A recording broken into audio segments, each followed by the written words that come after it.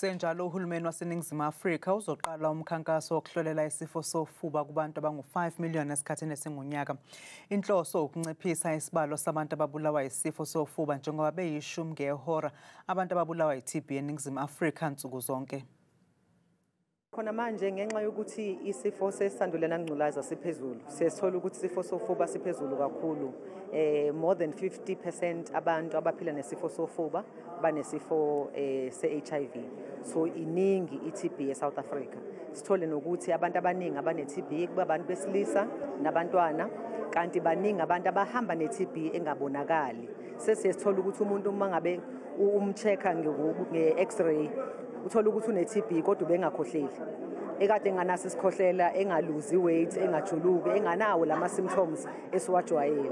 Kanti manje futhi sesithole nokuthi noma ngabe umuntu enganayo i-HIV, indlela esigcwele ngayo i-TB eMzansi Afrika kufanele nabantu abangaphili negciwane le-HIV batheste for i-TB.